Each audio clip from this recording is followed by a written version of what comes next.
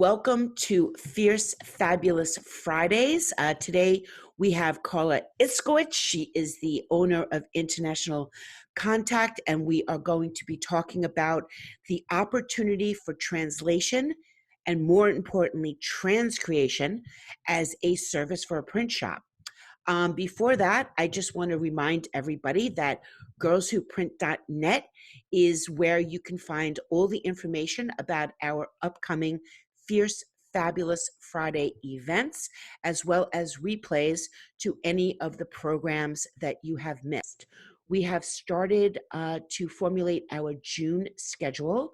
So far, we have Sandy Hubbard, Leslie Green, Leslie, and Christine Yardley from Eat, Print, Love. If anybody out there is interested in presenting a topic, just contact me, run it by me. We'll make sure that it works for our mission here, which is to currently, always to empower the women of print. But right now we are focusing on the state of the world that we're in, which is Corona lockdown, and how in the recovery process, we can potentially find new business and new opportunities and new revenue channels. So let me just mute that person. Okay, Kelly's on it. Okay, so Carla, if you want to put your first slide up, and I'm going to introduce you now. Carla's going to start sharing her screen. So Carla Itzkowich is the president and founder of International Contact. She has been guiding printers and marketing specialists for over 37 years to reach customers whose native language is not English.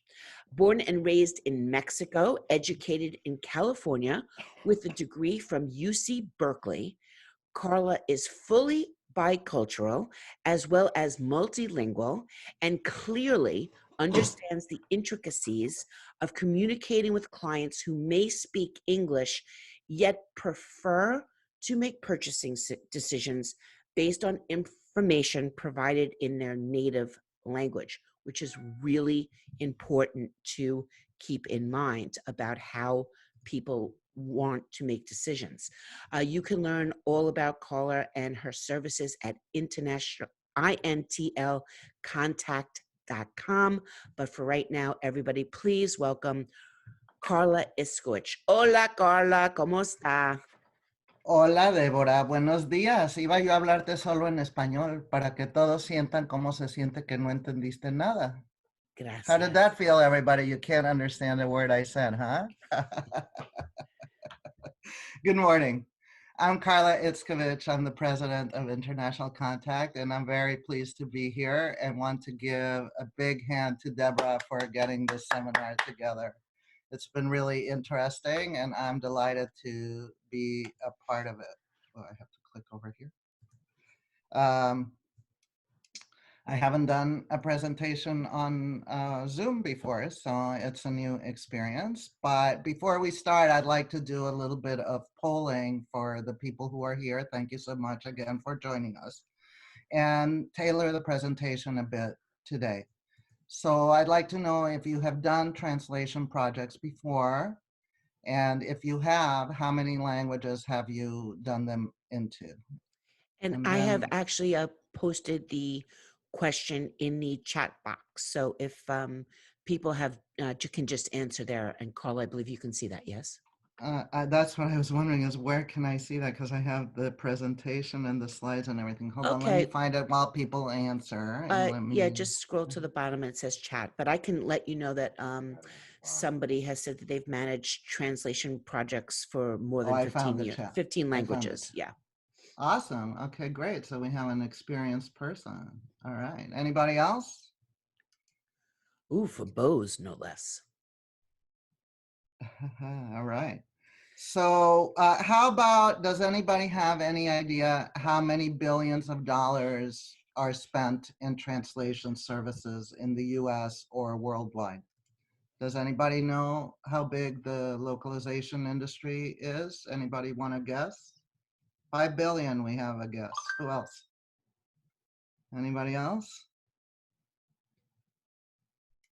All right. Well, yep, you live 11 official languages. Wow, you have translated for sure, Gene.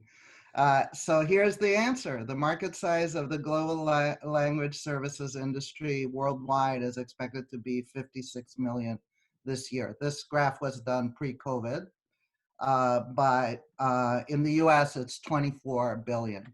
So it's not an insignificant market, and it is definitely growing at more than 6%. So it's one, I like to say, it's one of the healthy industries that is growing as opposed to like gambling or something. So what is translation? Translation is conveying a message from one language to the other in written form. Interpretation, interpretation is doing the same, but in a spoken form. Localization, that is when you make content accessible locally. So most likely no brand will mail a postcard in New York saying, hey y'all, come buy my thing. But in the South, in Atlanta or something, hey y'all, might really work very well. So you localize something by not just translating the language, but by adapting to the local cultures as well. You would say you do website localization, for example, but then you would say you do document or book translation for literature, contracts, and other things like that. When you do layout and print a manual, for example, you would also say it's a localized manual. So it's a kind of a new word. Not everybody's familiar with it. But as the translation industry has been growing, that is a word that you should definitely be familiar with. The next word that you should be familiar with, if you aren't, is transcreation. And this is a fancy word that we used to call copywriting back in the day. But basically, it's when a message is targeted culturally as well as with words, so that in the y'all example I gave above, you can see that maybe the same message in one region could be changed in another region, and you would need to create new images, maybe new photography, etc. So transcreation is a little bit different than translation. In transcreation, we normally start with like a creative brief, whereas in translation, it's already been translated. But of course, adaptation is not easy, so there are many layers to translation and transcreation. Finally, internationalization is when you make your product world ready. So maybe you'll create an English that doesn't need to have images localized, and you can use it across the world. English is the language of business, but everybody makes buying decisions based on their native language. Now, I Wait, am an I'm sorry, immigrant. Carla, before we go Yes. on, if you could just go back to the previous slide. Sure. I just want to make sure that everybody is on the same page with us about what these all are, because they are different opportunities. Most likely interpretation is the one we won't have any need for. I kind of think of that as somebody who comes, and even a sign language interpreter is interpreting. But mostly we're talking about translation, localization, transcreation, and internationalization as the opportunity for the print shop. Is that correct, Carla? Well, yes, but one thing leads to another, and I will definitely cover how we got into all of these different disciplines. Okay. So I saw that somebody already was asking about whether we were talking about translation or localization. Translation is what most people understand, going from one language to the other. And even if I train my clients when they call asking for a telephonic interpreter, for example, even if I tell them that's interpretation, that's not translation, they'll still call and say, hey, I need a translator for my meeting on such and such a day. So I think all of these terms are useful, and it's important as you guys become language service providers, you gals, I should say, become language service providers, it's important that you know the difference between all of them. I had a sales rep not too long ago who came from the localization industry, and he didn't last very long because he was calling franchisees and saying, "What's your localization plan?" And they have no idea what is Right. localization. So it's definitely an inside term that covers both the translation, the layout, maybe the web implementation. It's used a lot for software localization. So and you guys use it in the y'all example from English to English. So Right. it's a term that's used a lot. Does anybody have questions about what exactly is covered in the localization area? I don't think that they do at this point. I just wanted to make sure that because it's an important, point moving forward to have this understand how it can be applied. But I think we're all cool right now. If not, just ask questions in the chat or send them privately to me, and I will ask them in, or raise your hand and Kelly will let me know that something's going on. Go ahead, Carla. Thank you. Absolutely. Somebody's talking about ASL, which I definitely didn't mention this, but if we were doing an interpretation seminar, I would definitely mention American Sign Language. You can see it every day when the governors give their presentations about COVID. But both Mario Cuomo and President Trump have been in a lot of trouble because they have not hired American Sign Language interpreters. So it is definitely a language, and believe it or not, there's Spanish Sign Language, Chinese Sign Language, so it's not as easy as you would think. So yeah, your mouth is open because my mouth was open. This stuff Yeah, is because I not never even easy. thought about that, but that makes total sense. I mean, Americans are just so American. Well, maybe we'll have time for the wonderful joke if people don't know it. I'm an immigrant from Mexico, and I started my business as a video production company in 1982. And my mom, who's our creative director, joined me a year later. And here you can see the evolution from Mexico to the USA, me and my mom. And it's very cool to be a family business, actually. So she was a TV personality in LA. So we started doing videos in English and Spanish. And one language led to the other, and one service led to the other. So that's part of why I wanted you to be cognizant of how many services are available. After doing videos for a while, we entered the world of print. And by the way, down here, you can see a brochure that is perfectly world ready. I mean, that image plays well in Chinese and Spanish. It would play well in French because there's nothing to localize there. Later on in the presentation, I will definitely show you how you can localize without changing everything. And the idea that you present to your clients is that if they do it in English, they have all of the elements. I mean, the English production costs 10 times what another language will cost, and it's a whole other market for your customers. So after print came all of these services, and this is just to show you that we offer all of these services in over 100 languages. And I'm showing it to you so you can get some ideas of the things that you could sell and add to your repertoire. I mean, I already told you that the industry is huge. It's growing at 6 to 8% still, even today. And I'm here to inspire you, to get you into this business. But I also have to warn you that while translation has a low entry point threshold, it can be a very risky endeavor. We've already touched on some of the dangers, and you are all familiar with the last minute changes that come before you're printing. Now imagine those last minute changes needing to be changed into 10 different languages while the press is waiting. So it's very nerve-wracking to work in a foreign language where you or your clients don't speak that language. So, by the way, we like to publish translation jokes under the banner "They should have used us," but it's not very funny if you are the one who made the error. So in this slide, this was a sign that was literally printed, and what the foreign language says, it says, "I'm not in the office at the moment. Please send any work that you have." And they printed that because they didn't know any better.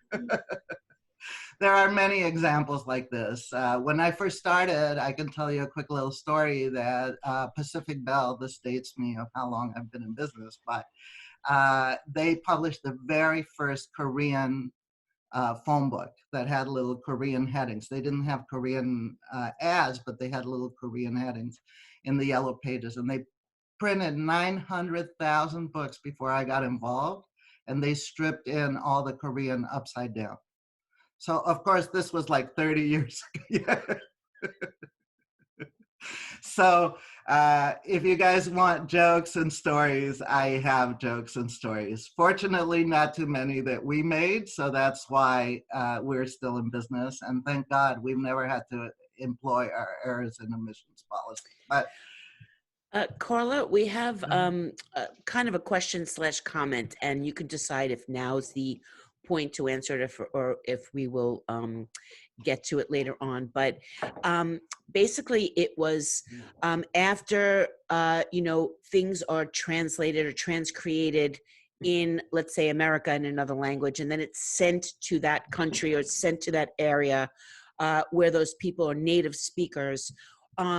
Is there any point at that time that that country can say that's it's not how we would say it? Like, it's has there been bad, I mean, there is feedback? a lot of that. I mean, so I like to say, and next time I do the presentation, I will definitely put here the slide that tells you that the difference between good translation and bad translation is black and white. But the difference between good translation and better translation is pretty gray and subjective. So when you get something that is bad translation, like the picture we're looking at on the screen, there is no doubt that that is bad translation, right? It's not accurate and it's not even germane, not even close. But in the case of, let's say, the Korean example, the translation was fine probably, but the execution was not fine. So there's definitely a lot of places where mistakes can happen. And when you don't speak the language, what I like to say, and it's no longer so relevant because people don't fax proofs anymore, but when you fax an English proof, or when the secretary runs the proof to the copier, they read English. So if you have a huge, gigantic typo in the middle of your document, they're going to catch it. But in the case of foreign languages, a lot of people just use one pair of eyes, two eyes to look at the copy and say, the translator gave it to me. It was a good translator, but they had this big old hanking typo and they had pubic instead of public. So, it's like, we did have one situation, but fortunately we caught it right before press, which was a Vietnamese. A U without a dot means like toilet, and a U with the dot means service, or something like that. So if you guys are scared now, you should be. And the ability to create copy that was written as if it was originally done in that language is very, very challenging and difficult because of what I said. Are you all familiar with the poster that says the easiest thing to do in the world is to edit someone's copy? And then the word edit is crossed up and it says change, and then the word change is crossed off and it says alter, and then 20 different synonyms there are there. So the easiest thing is to do that. But over 38 years, we have developed the systems that allow us to encourage that feedback before it's laid out, before it gets printed, and to manage the project in such a way that you're giving your client confidence and arriving with product that you don't need to reprint 900,000 books. So clearly, or that they're getting complaints instead of getting sales, which is what you want to get out of the thing.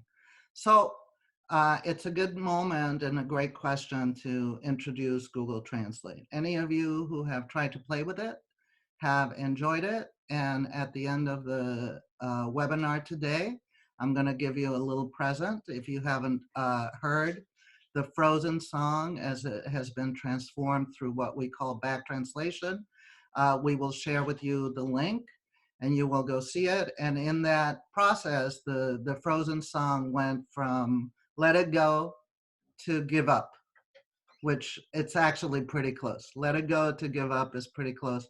And if you go from one language to the other, you can see how you can end up there. So Google Translate is not ready. Quality human translation is what makes you have your clients come back to you. And it's job security for millions of translators across the world. So here's a little example Yeah. of why computers still can't understand the difference between running to work and running your mouth and not letting you interrupt me, Deb, if I don't. We actually use an example early on where I went to Google Translate to translate print long and Yeah. prosper, and it does not translate. I was not saying print long and prosper. I was saying something completely different, and then it was going to end up taking like 10 words to actually convey what I'm trying to mean by that in any other language. So it's really important that just words translated doesn't mean meaning is translated, which and nuance is even more important. That's where we get into localizations and things like that. So I just wanted to add that in. And why the machines can't do it yet.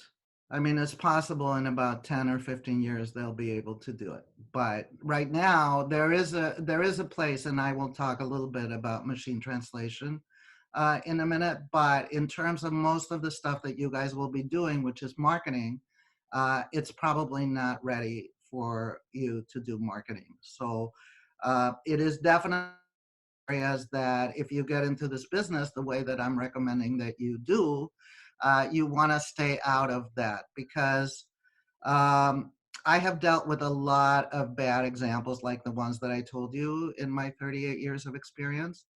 And I'm going back in the presentation to talk about our trajectory because if you do have a good team and you are able to create translations that work for your customers, that achieve their purposes, and that sell their products, then it's going to be a fabulous business for you.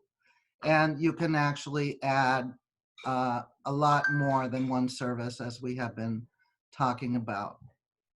Um, but uh, the problem of having problem translations, it never goes away. I mean, even after 38 years and all the great people that we have found and we have trained and we have worked with, there are different subjects where we need to learn whole new terminology, create new glossaries to sound native, to make sure that we express the stuff in the way that it works.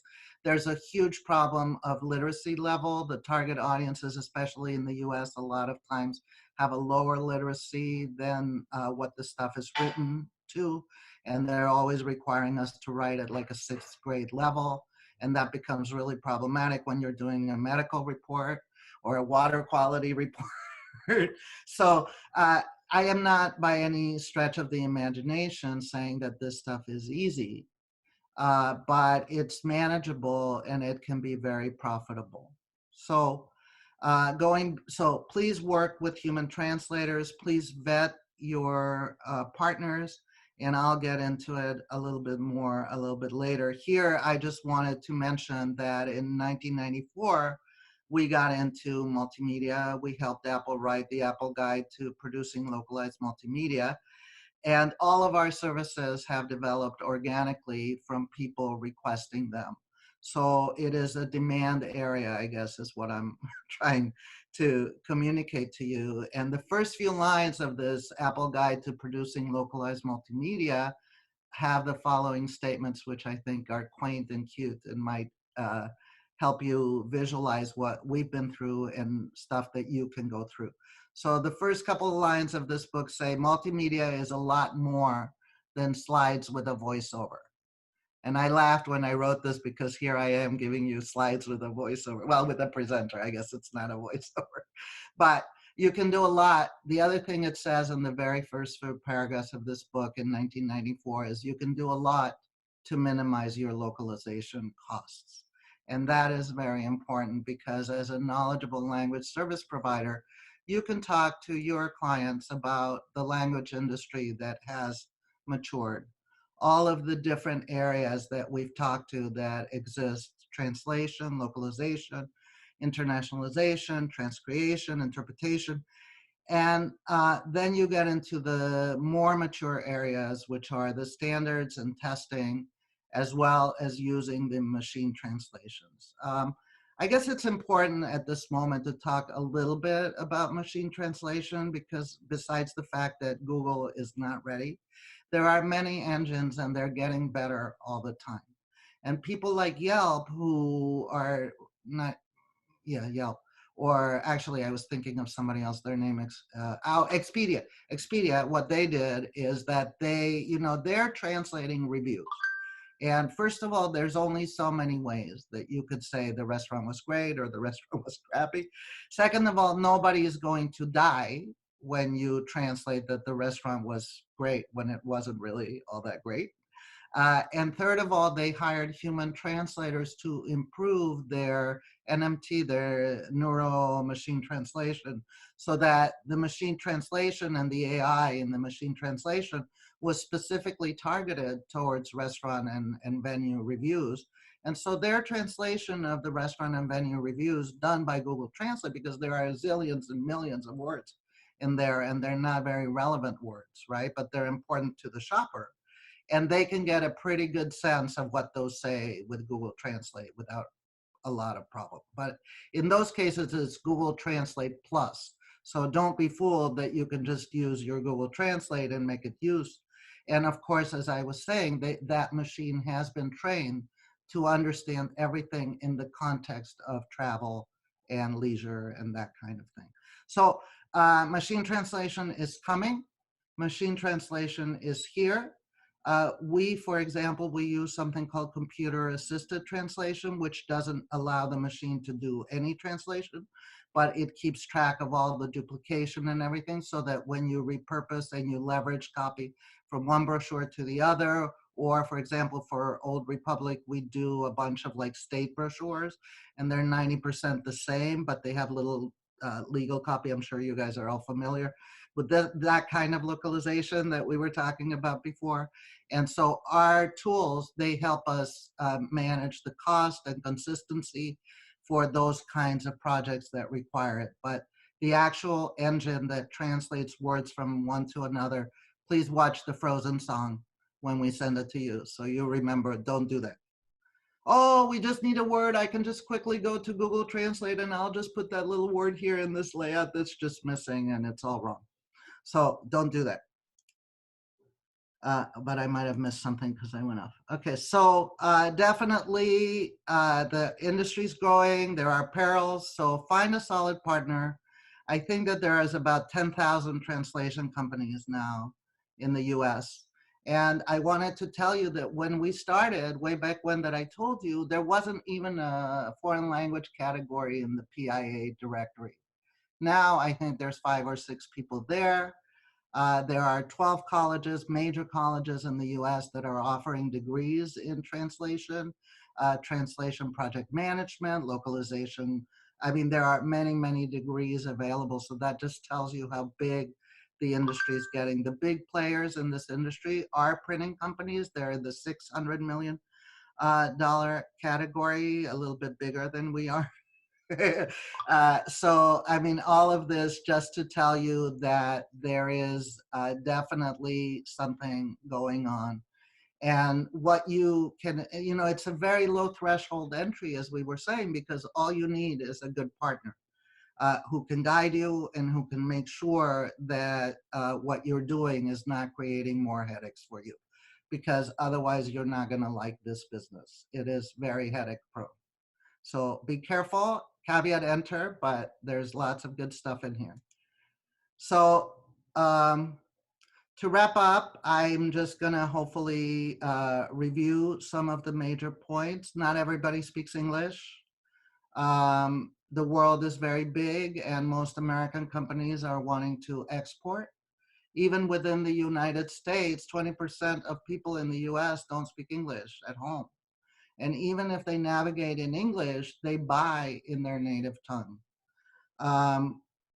Another statistic that might be of interest to you is that Asia and Latin America represent the fastest growing e-commerce markets right now. Here, I thought we should chat what kinds of things you have produced, and I'm going to just quickly show you here at the bottom.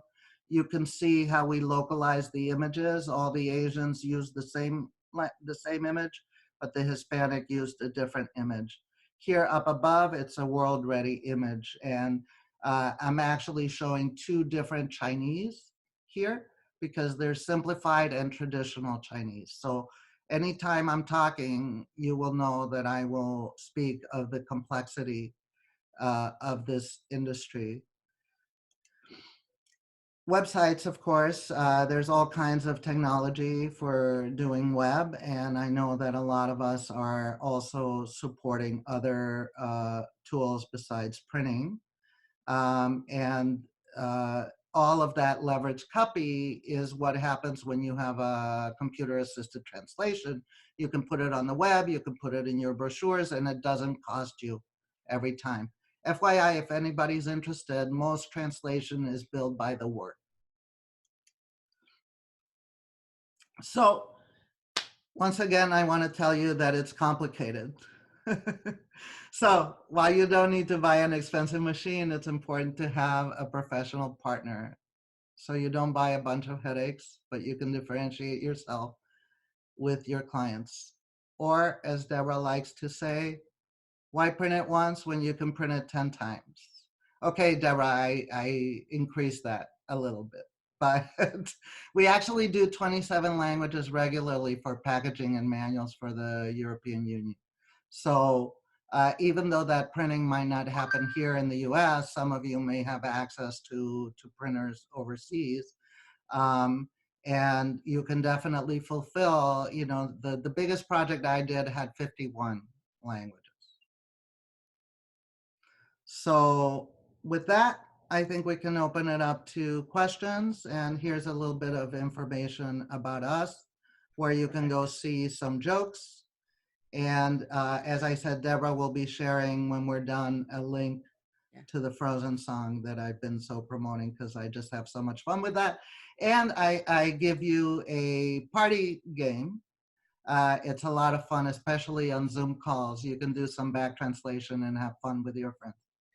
Okay, so we do have some questions, and Jane Bennett is out there, and she seems to have the most experience with this, and some comments and questions. And Jane, if you're willing to unmute yourself and just join the conversation, throw in your video as well if you'd like, that would be awesome. Well, you don't want to see my video because it would scare animals and small children. You know, I've been in print production forever. I've run manufacturing facilities. I've managed print for large entities, and translation / localization has been something that I've done. And a lot of companies really struggle with it because, especially for technical documentation, where that's been the majority of my experience. And it's tough because you don't receive feedback until something is published. And actually, I got an emergency call. You know, emergencies always come at Friday at 5 o'clock. I think that's some sort of a rule. I got a call that they were holding goods from Bose Corporation at the Singapore border because they felt that the documentation was inaccurate. Really? Oh, I've never yes. heard that, but wow. Oh, yes. Believe me, this happens. It doesn't happen a lot, but if they see something that they say, wait a minute, this is ambiguous, this is, you know, this might be misleading, this could be misconstrued, the goods will be held. And wow. It was one of those things where I contacted our normal localization agency, one of the big three, and they said, well, this will be about 3 or 4 weeks before we can get you a translation. And Bennett's rule of print, procurement, and auxiliary services always says you see vendors. You always see vendors. It might take you 3 or 4 weeks, but you always see vendors. And I'd seen a localization vendor a few weeks prior. And so I tossed this over the fence to him. Hey, can you do better than this? Can you help us? And he did. And I actually shifted the entire bulk of Bose Corporation localization wow. to this entity. I have a couple of stories like that where I inherited, thank God I didn't lose, but I inherited a couple of accounts in the old Republic plants I told you about. In fact, came to me about 30 years ago because the people could not turn it around. So yeah, I think that small boutique like us who are in marketing are a little bit more familiar with your stresses as a printer and what Yes, your absolutely. demands are. So sometimes, it's also a question of fit in terms of who your localization partner is. I've never had any kind of regulatory stop, but there are definitely regulatory things that help increase business, but also require you to do better at the business. So, for example, when we started with Pacific Bell, they were mandated by the PUC to translate their bill inserts for the Hmm. non-English speaking populations. But what they found out soon after we began working with them is that these populations, this was before the breakup of AT&T, um, and these populations were the ones that were making the most long distance calls. So they went from like making a regulatory meet to like drive our ROI with these populations. So if your customers are not yet aware that these markets are huge and that they're low hanging fruit sometimes for their product, that's where you can come in and encourage them. Now, if you find an organization like Bose that's very multilingual, international, they obviously have, they're much higher in the maturity level for localization than other things like meeting regulatory standards and timeliness of product and stuff like that become a consideration. Well, timeliness is always a consideration, and accuracy is always a consideration. All a part of it. It's all a part of it. And a matter of fact, we got a letter from Best Buy Canada that said we will no longer sell your products unless your packaging is compliant with Quebecois law. Now, the everything in the box was translated, but the box itself didn't have French. The Canadians don't play with that, though. It's the law there. Like, But it's It true is in the law Mexico there. too. It's true in a lot of yeah, countries. In France, they won't allow packaging that's yeah. not in French. So, Yeah. uh, and the European Union requires at least a quick start or some kind of information to be published, as I was saying, in the main 27. And depending on the industry, they might require all of the European languages. So, European Union languages. So, basically, it's a great set of questions, Jane. You also asked about fuzzy matches and stuff like that. And what that refers to is the computer assisted translation tool that I was mentioning to you.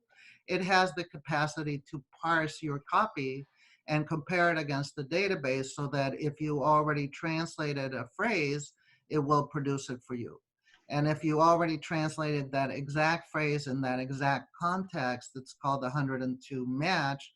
And that, in fact, is how websites are being served dynamically in the foreign languages. When you pick that little button at the top that picks your flag, that's how those websites are being rendered in real time in the foreign languages, is through a function of matching the language and the context 100% totally, and that becomes a 102% match. When you have something that maybe it used to say California, Illinois, and Massachusetts, and now it's going to say California, Illinois, and New York, then the computer tool tells you that that's a fuzzy match at 85 or 90% because everything except the little words New York is the same. So those tools help you to expedite the work, to leverage previous copy that you already had. Um, and it also helps with other things that are important like glossaries and style sheets and things like that. Have I told you guys already that this stuff is complicated?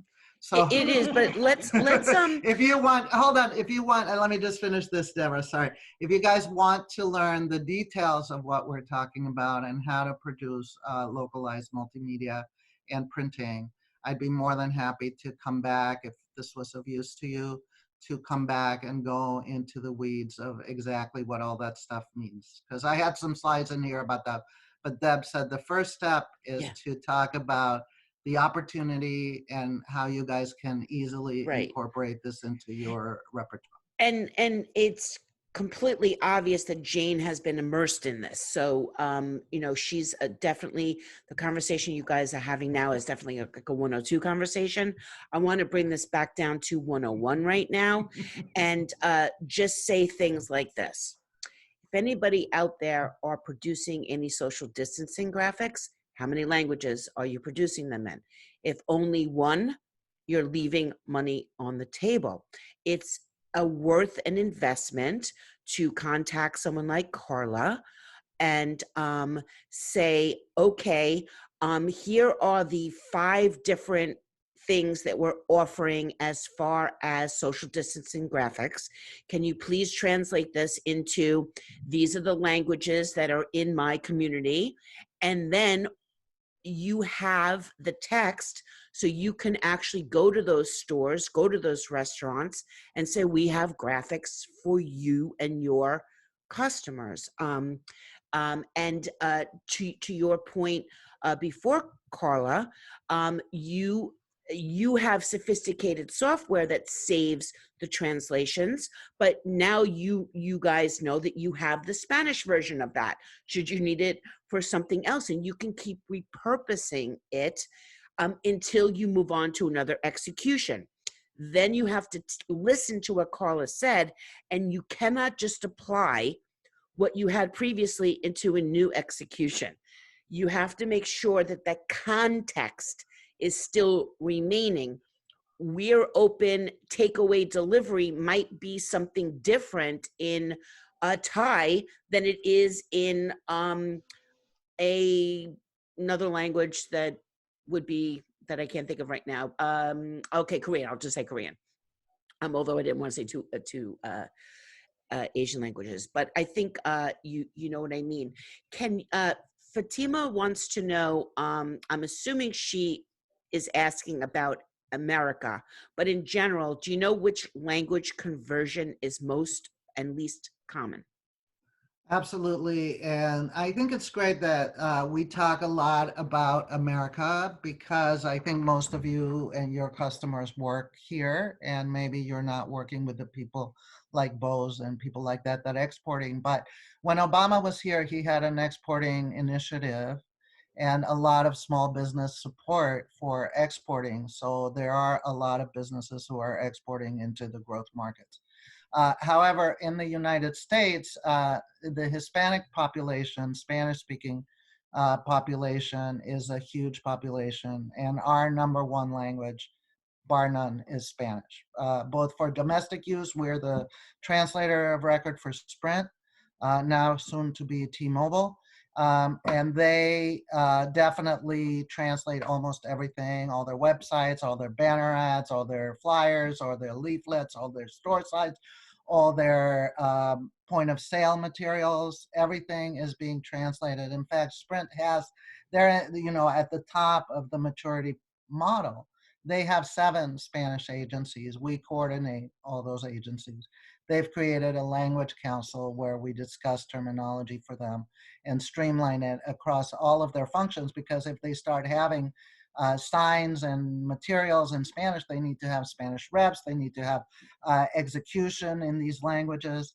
And so in the United States, the Hispanic market is huge. And if your customer hasn't thought of like, oh my God, it cost me, $1,000 to make this ad, and I can make a Spanish ad for $100. Now I can also sell to the Hispanic market, and they can try it because they might find, like Pacific Bell, that they have a certain product that is really conducive to these markets, and that's where their growth is going to come from. They might already be aware of it, but you can also bring it up to them. Right. The second language, sorry, let me just finish answering Fatima. The second language is Spanish. Spanish is the first language. The second language is Chinese. There are a lot of Chinese immigrants in New York and all over California. And for example, so Spanish Chinese are at the top.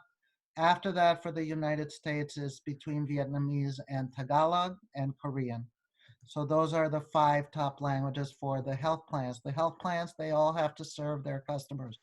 FYI, there are several laws that I can make you aware of, like Title VI, that requires big government entities to cater to populations that are by a certain percentage.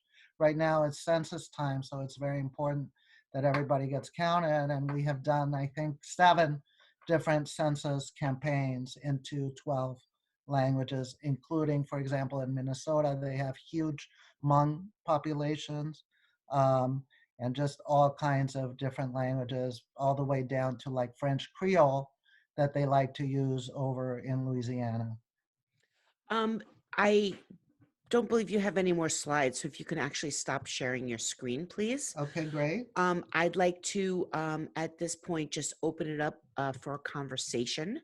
Oh my God, Nursel, I love your picture. Everyone can turn on their video if they'd like. And what I want to kind of do a little brainstorming on now are ways that we can immediately use translation services and applications that might apply. So something that I was just thinking about when you were just mentioning a Spanish language, and Jane does point out that there are different dialects of Spanish, obviously, but I don't really want to get into the minutia of that, although it's completely important, but you could just contact Carla and talk to her about that. But right now, I just want to focus on ideas that you can use translation for right now. So something I just thought of was menus. Why are takeout restaurants that are just starting this takeout delivery thing only having English menus? I know when I go into a good Mexican restaurant, they make sure it's in Spanish and it's in English for me. They make sure I can read the English, but we don't make sure that people can read, get order food, or at least understand what the dish is in their own language. So there's one idea. Kelly Malazzi, go for it. I've been reading a lot of individual states' requirements for reopening businesses require a lot of signage for both employee areas and public areas. And I'm thinking that the translation kind of dials in directly to, again, both employee, situations and all public spaces if there's a population. So all the salespeople out there, again, I think you need to, number one, think of Carla as a resource. I also just snuck onto your website really quick and noticed that you've got some good blogs up there. So read that stuff. It's about profits and things like that. But again, everything I'm telling everybody right now is pay attention, think about your surroundings, and these are going to be mandated signage. Like And, your head should be exploding with that. Like, oh my gosh.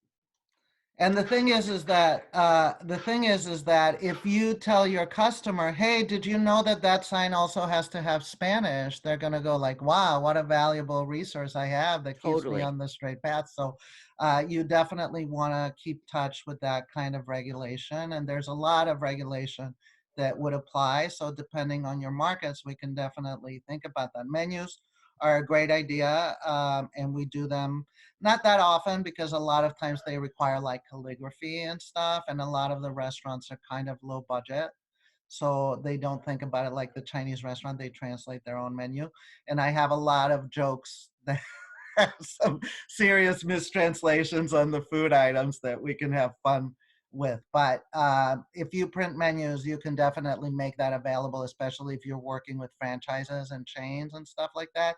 They definitely need that. Keep in mind that when you do multi-language layouts, the other languages usually take more space than the English. So there are definitely world-ready design principles that you can apply, and you can show your clients your expertise with that, again, as a differentiator. So what we're thinking about is that you already have customers that already need this, whether they realize Yes. it or not. They don't Okay, realize so it. That's the whole point. They don't realize it. And the salespeople, who most likely are English speakers, don't even think about the fact that everything that they're currently printing relating to social distancing, related to keeping people safe, relating to business being open or closed or whatever it might be, is only being communicated in one language, and they are leaving money on the table at this point, but also leaving the opportunity to create an unbreakable relationship with a customer.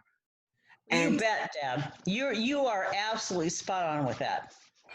It's all about being a business partner, and it's all about bringing stuff to the table that your client doesn't think about. Says the buyer from Bose, everybody.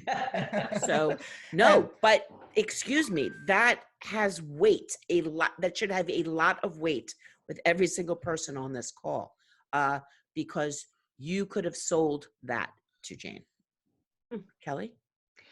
Just another one, and again, this one occurs to me just because it's so close to my own situation right now, is the educational publishing market. I think as we are staring down an indefinite amount of time staying in our homes, and I know from my own personal experience, I learned foreign languages because I had foreign books in foreign languages in my house that my grandfather just randomly picked up at flea markets. And I think my affinity for foreign languages really came from an early exposure to that. Uh-oh, I thought I was like frozen for a second. You were there. frozen, but it's okay. So, you know, the idea that if I had access to even children's books in foreign languages, I would just leave them around my house just because I need to curate my kids' educational experience even over the summer. And I don't know what's happening in the fall. So if you have educational publishers in your, you know, in your vertical markets, this is something I would really be paying attention to.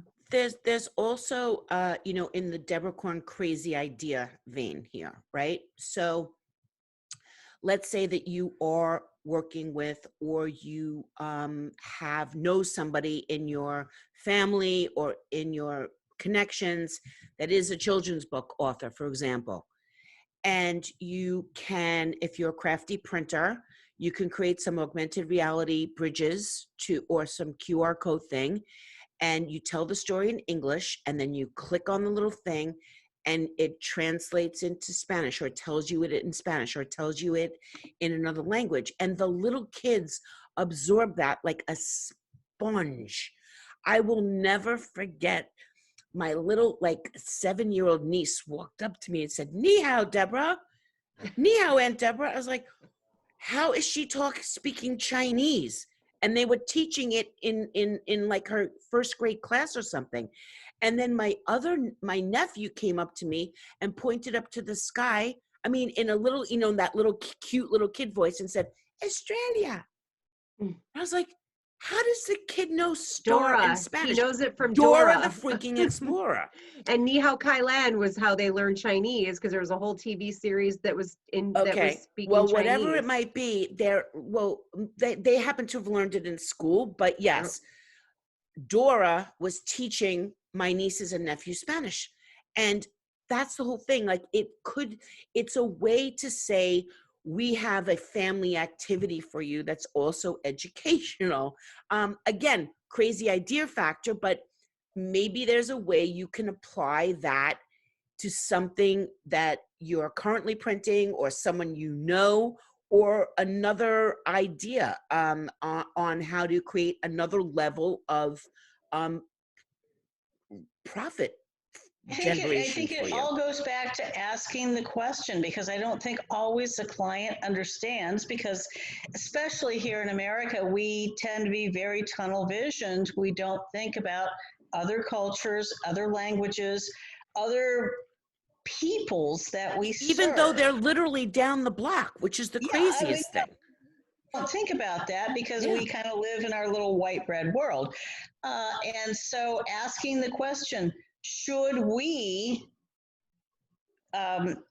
include other languages in this material? I think that's a great question to open the door. Absolutely. It's it like I said, it really makes you into an expert that is looking out for the client's advantage, both in terms of where they could be making money and meeting regulatory as well as human kinds of desires that the customers want to have towards their customers. Go ahead. Go ahead, Kelly, and then I want to read Ashley's comment. I think doesn't one of the manufacturers, you were talking about augmented reality and QR codes, but doesn't one of the manufacturers have clickable paper where you can actually, is that not? It's not, okay. I mean, clickable paper is not a paper that's electronic. It's just an augmented reality thing, but I don't believe Rico is offering that anymore, or I'm not really sure about that. But but yes, but it is, you shouldn't just use like a QR code off the internet, obviously. You should use a real platform. Ashley Madak, who is here, yay, she is also actually presenting next week on brand journalism, how to speak about yourself and present your business and yourself as a brand, especially after this. Who are you? Who is everybody after Corona? She actually makes a great point about, I think it falls under the stickiness thing, about you being able to walk to a client and saying, okay, you have a florist. I always like to use a florist as an example. I don't know why, but I do. So you're a florist, and we did a little research, and we saw that within 2 miles of your shop, there are 6 different languages being spoken in pockets. And I know this because there's an Asian market there, and I know this because there's a something there, or whatever it might be, a mosque there, a something, whatever it might be, a temple, a temple there. So because of that, I just want to let you know that your direct mail postcard, which we're already printing for you, by the way, we're now going to bundle versions of this for you into a package after the initial translations. So they pay for the translation, but the printing, you can give them a package on, because you're technically versioning it at this point.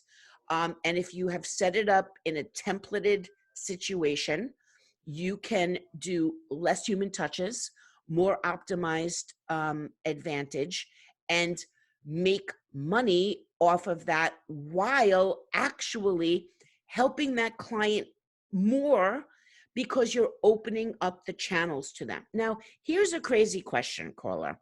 Mm-hmm.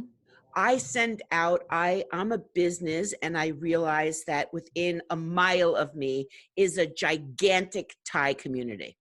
Yep. And now I am sending them direct mail. And now a bunch of beautiful Thai people come into my store who speak And I don't Thai, understand a and I word don't. Now what? Well, that's where the on-call interpreter comes in, and you can put a foreign language speaker of any over 120 languages on the phone within 60 seconds. There's video remote interpreting as well. And if you get enough business, you might need to hire someone to help them. And as a matter of fact, we have a product called Foreign Language Testing that tests the fluency of your reps to make sure that if they told you they speak Vietnamese, they actually do speak Vietnamese. I wanted to make a couple of points, and I don't know if we want to take any more questions, or we're coming to the end, but There are no more questions, so you okay. can wrap this up. Somebody had mentioned in the chat, and I agree, about the different regionalisms within a language. And definitely in the 2 main languages in the US, Spanish and Chinese, there's a lot of regionalisms that are available. But one of the things I like to talk about is that there's a lot more that unite us than that divide us. And so while you can focus on the differences between Cuban and Puerto Rican and Mexican and Spaniard, there's also a lot more things that unite us in the Spanish universe. So you could focus on something that works for all. And what we have recommended to some clients is that they produce generic Spanish for the most part, but then occasionally go to Calle Ocho in Florida, where they can show their commitment to the Cuban community, or celebrate Dia del Niño instead of Mother's Day, Day of the Child, which is on the 30th of April. And those are the kinds of things that Kelly was mentioning are on the blog, those kind of case studies that allow your customers to differentiate themselves with their customers, because you're just a bridge in order for them to work. So if you practice world-ready design, you can create materials that are internationalized already, so that they work with a foreign language context, and that are easy, you know, they have enough white space, things that we'll go into in the 102 seminar. So to wrap up, I think the perfect thing is the story about questions. Okay, everybody can chat, but I'll continue with the joke, all right? So what do you call somebody who speaks many languages? What? Anybody? Multilingual, right? Yeah. Oh, Okay. okay. I thought it was a joke. Okay. That's why I didn't say Well, that. it's coming. And what do you call somebody who speaks only 2 languages? Bilingual. Bilingual. Good. And what do you call somebody who speaks only 1 language? A moron. American. American. American. You got it. Fortunately, we're changing, and Yeah. Americans are starting to realize that we're only one of many countries in the world. Well, some Americans, I should say,